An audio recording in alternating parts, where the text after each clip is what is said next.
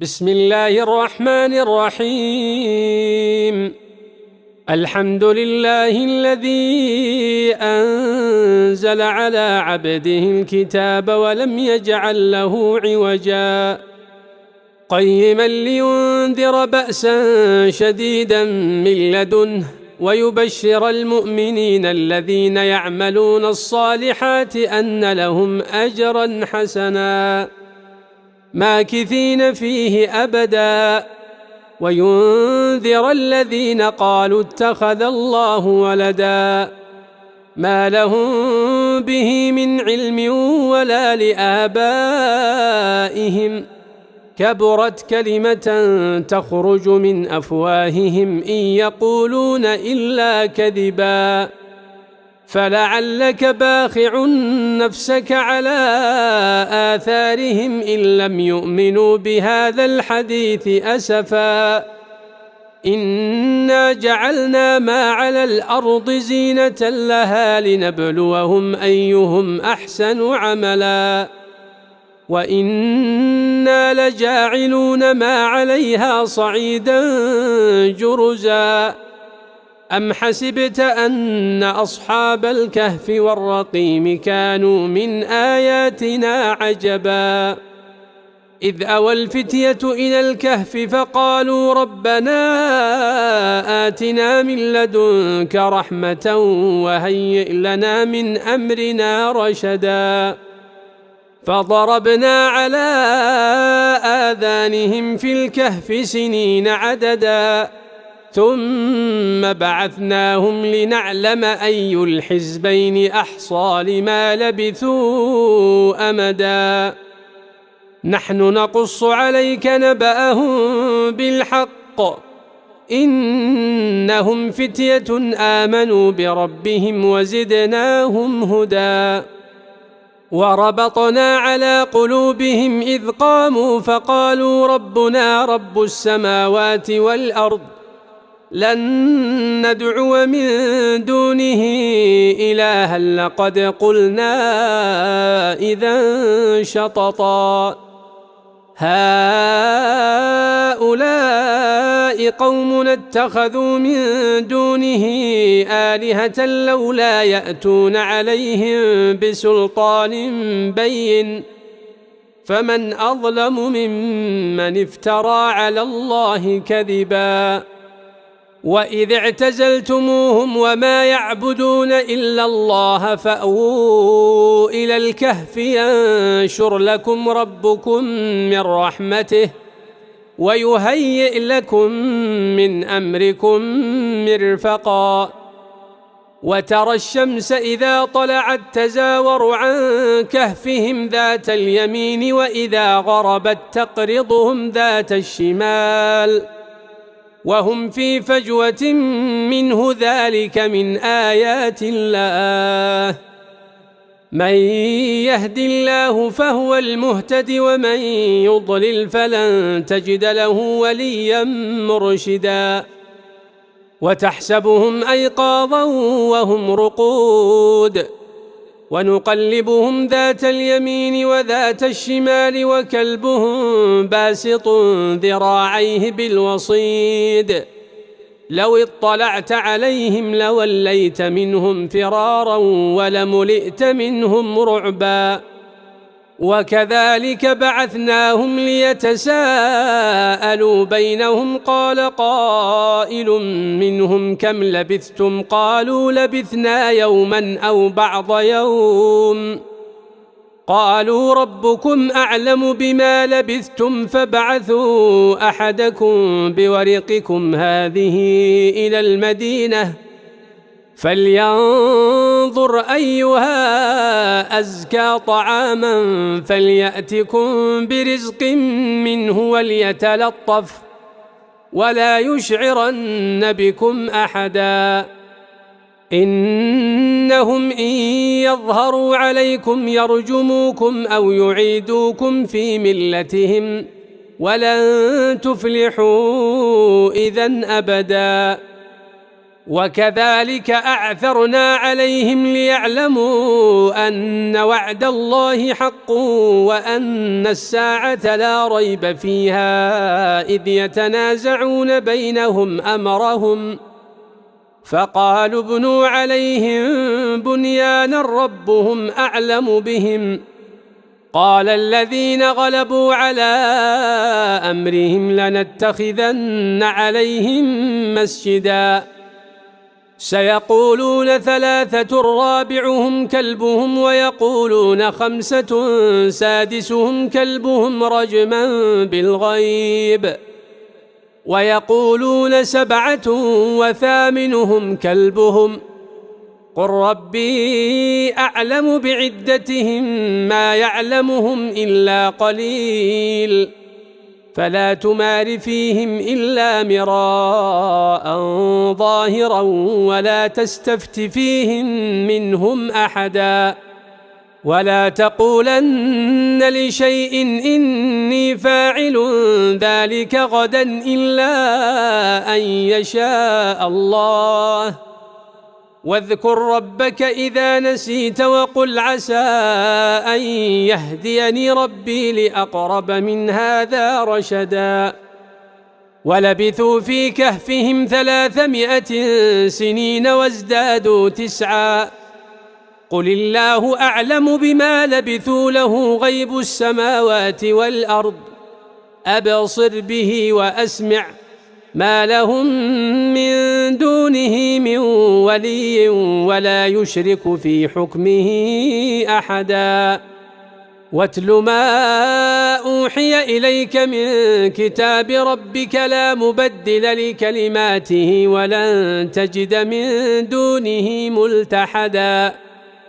واصبر نفسك مع الذين يدعون ربهم بالغداة والعشي يريدون وجهه ولا تعد عيناك عنهم تريد زينة الحياة الدنيا ولا تطع من أغفلنا قلبه عن ذكرنا واتبع هواه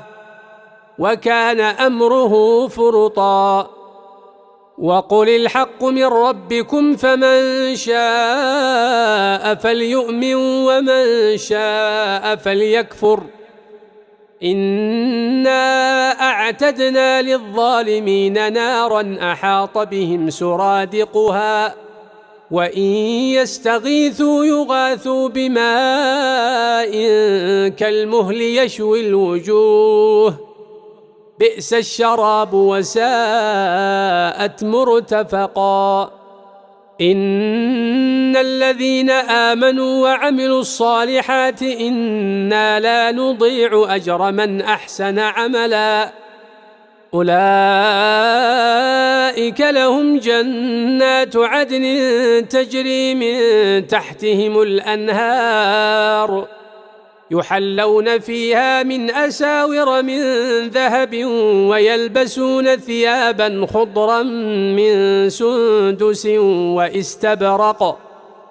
متكئين فيها على الأرائك نعم الثواب وحسنت مرتفقا واضرب لهم مثل الرجلين جعلنا لأحدهما جنتين من أعناب وحففناهما بنخل وجعلنا بينهما زرعا كلتا الجنتين آتت أكلها ولم تظلم منه شيئا وفجرنا خلالهما نهرا وكان له ثمر فقال لصاحبه وهو يحاوره أنا أكثر منك مالا وأعز نفرا ودخل جنته وهو ظالم لنفسه قال ما أظن أن تبيد هذه أبدا وما أظن الساعة قائمة ولئن رددت إلى ربي لأجدن خيرا منها منقلبا قال له صاحبه وهو يحاوره: أكفرت بالذي خلقك من تراب ثم من نطفة ثم سواك رجلا لكن هو الله ربي ولا أشرك بربي أحدا ولولا إذ دخلت جنتك قلت ما شاء الله لا قوة إلا بالله إن ترني أنا أقل منك مالا وولدا فعسى ربي أن يؤتيني خيرا من جنتك ويرسل عليها حسبانا من السماء فتصبح صعيدا زلقا أو يصبح ماؤها غورا فلن تستطيع له طلبا وأحيط بثمره فأصبح يقلب كفيه على ما أنفق فيها وهي خاوية على عروشها ويقول يا ليتني لم أشرك بربي أحدا ولم تكن له فئة ينصرونه من دون الله وما كان منتصرا هنالك الولاية لله الحق هو خير ثوابا وخير عقبا واضرب لهم مثل الحياة الدنيا كماء إن أنزلناه من السماء فاختلط به نبات الأرض فأصبح هشيما تذروه الرياح وكان الله على كل شيء مقتدرا المال والبنون زينة الحياة الدنيا والباقيات الصالحات خير عند ربك ثوابا وخير أملا ويوم نسير الجبال وترى الأرض بارزة وحشرناهم فلم نغادر منهم أحدا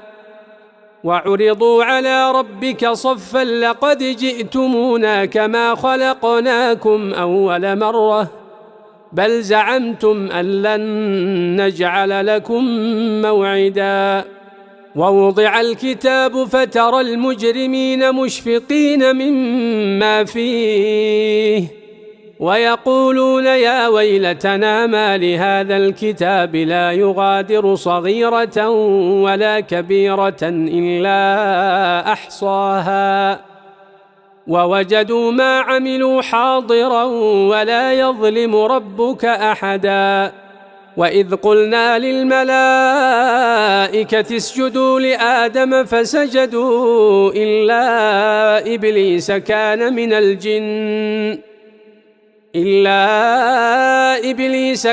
من الجن ففسق عن أمر ربه أفتتخذونه وذريته أولياء من دوني وهم لكم عدو بئس للظالمين بدلا ما أشهدتهم خلق السماوات والأرض ولا خلق أنفسهم وما كنت متخذ المضلين عضدا ويوم يقول نادوا شركائي الذين زعمتم فدعوهم فلم يستجيبوا لهم وجعلنا بينهم موبقا ورأى المجرمون النار فظنوا أنهم مواقعوها ولم يجدوا عنها مصرفا ولقد صرفنا في هذا القرآن للناس من كل مثل وكان الإنسان أكثر شيء جدلا وما منع الناس أن يؤمنوا إذ جاءهم الهدى ويستغفروا ربهم إلا أن تأتيهم سنة الأولين أو يأتيهم العذاب قبلا وما نرسل المرسلين إلا مبشرين ومنذرين ويجادل الذين كفروا بالباطل ليدحضوا به الحق واتخذوا آياتي وما أنذروا هزوا ومن أظلم ممن ذكر بآيات ربه فأعرض عنها ونسي ما قدمت يداه إنا جعلنا على قلوبهم أكنة أن يفقهوه وفي آذانهم وقرا وإن تدعهم إلى الهدى فلن يهتدوا إذن أبدا وربك الغفور ذو الرحمة لو يؤاخذهم بما كسبوا لعجل لهم العذاب بل لهم موعد لن يجدوا من دونه موئلا وتلك القرى أهلكناهم لما ظلموا وجعلنا لمهلكهم موعدا وإذ قال موسى لفتاه لا أبرح حتى أبلغ مجمع البحرين أو أمضي حقبا فلما بلغا مجمع بينهما نسيا حوتهما فاتخذ سبيله في البحر سربا فلما جاوزا قال لفتاه آتنا غداءنا لقد لقينا من سفرنا هذا نصبا قال أرأيت إذ أوينا إلى الصخرة فإني نسيت الحوت وما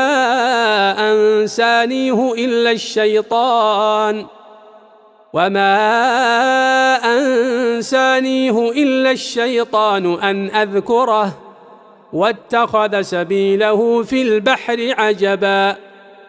قال ذلك ما كنا نبغي فارتدا على آثارهما قصصا فوجدا عبدا من عبادنا آتيناه رحمة من عندنا وعلمناه من لدنا علما قال له موسى هل أتبعك على أن تعلمني مما علمت رشدا قال إنك لن تستطيع معي صبرا وكيف تصبر على ما لم تحط به خبرا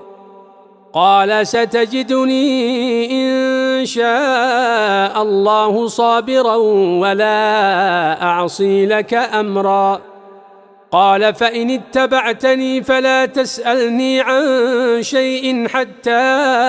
أحدث لك منه ذكرا فانطلقا حتى إذا ركبا في السفينة خرقها قال أخرقتها لتغرق أهلها لقد جئت شيئا إمرا قال ألم أقل إنك لن تستطيع معي صبرا قال لا تؤاخذني بما نسيت ولا ترهقني من أمري عسرا فانطلقا حتى إذا لقيا غلاما فقتله قال أقتلت نفسا زكية بغير نفس لقد جئت شيئا نكرا قال ألم أقل لك إنك لن تستطيع معي صبرا قال إن سألتك عن شيء بعدها فلا تصاحبني قد بلغت من لدني عذرا فانطلقا حتى إذا أتيا أهل قرية استطعما أهلها فأبوا أن يضيفوهما فوجدا فيها جدارا يريد أن ينقض فأقامه قال لو شئت لاتخذت عليه أجرا قال هذا فراق بيني وبينك سأنبئك بتأويل ما لم تستطع عليه صبرا أما السفينة فكانت لمساكين يعملون في البحر فأردت أن أعيبها وكان وراءهم ملك يأخذ كل سفينة غصبا. وأما الغلام فكان أبواه مؤمنين فخشينا أن يرهقهما طغيانا وكفرا فأردنا أن يبدلهما ربهما خيرا منه زكاة وأقرب رحما. وأما الجدار فكان لغلامين يتيمين في المدينة وكان تحته كنز لهما وكان أبوهما صالحا فأراد ربك أن يبلغا أشدهما ويستخرجا كنزهما رحمة من ربك وما فعلته عن أمري ذلك تأويل ما لم تسطع عليه صبرا. ويسألونك عن ذي القرنين قل سأتلو عليكم منه ذكرا. إنا مكنا له في الأرض وآتيناه من كل شيء سببا فأتبع سببا حتى إذا بلغ مغرب الشمس وجدها تغرب في عين حمئة ووجد عندها قوما قلنا يا ذا القرنين إما أن تعذب وإما أن تتخذ فيهم حسنا. قال أما من ظلم فسوف نعذبه ثم يرد إلى ربه فيعذبه عذابا نكرا. وأما من آمن وعمل صالحا فله جزاء الحسنى وسنقول له من أمرنا يسرا. ثم أتبع سببا حتى إذا بلغ مطلع الشمس وجدها تطلع على قوم لم نجعل لهم من دونها سترا. كذلك وقد أحطنا بما لديه خبرا. ثم أتبع سببا حتى إذا بلغ بين السدين وجد من دونهما قوما لا يكادون يفقهون قولا. قالوا يا ذا القرنين إن يأجوج ومأجوج مفسدون في الأرض فهل نجعل لك خرجا على أن تجعل بيننا وبينهم سدا. قال ما مكني فيه ربي خير فأعينوني بقوة أجعل بينكم وبينهم ردما. آتوني زبر الحديد حتى إذا ساوى بين الصدفين قال انفخوا حتى إذا جعله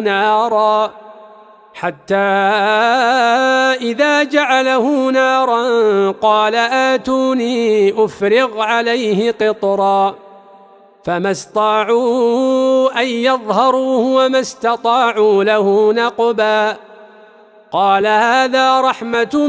من ربي فإذا جاء وعد ربي جعله دكاء وكان وعد ربي حقا. وتركنا بعضهم يومئذ يموج في بعض ونفخ في الصور فجمعناهم جمعا. وعرضنا جهنم يومئذ للكافرين عرضا. الذين كانت أعينهم في غطاء عن ذكري وكانوا لا يستطيعون سمعا. أفحسب الذين كفروا أن يتخذوا عبادي من دوني أولياء إنا أعتدنا جهنم للكافرين نزلا. قل هل ننبئكم بالأخسرين أعمالا الذين ضل سعيهم في الحياة الدنيا وهم يحسبون أنهم يحسنون صنعا أولئك الذين كفروا بآيات ربهم ولقائه فحبطت أعمالهم فلا نقيم لهم يوم القيامة وزنا ذلك جزاؤهم جهنم بما كفروا واتخذوا آياتي ورسلي هزوا إن الذين آمنوا وعملوا الصالحات كانت لهم جنات الفردوس نزلا خالدين فيها لا يبغون عنها حولا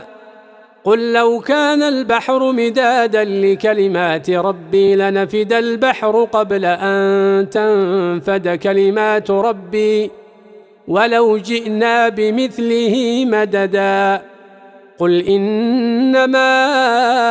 أنا بشر مثلكم يوحى إلي أنما إلهكم إله واحد فمن كان يرجو لقاء ربه فليعمل عملا صالحا ولا يشرك بعبادة ربه أحدا.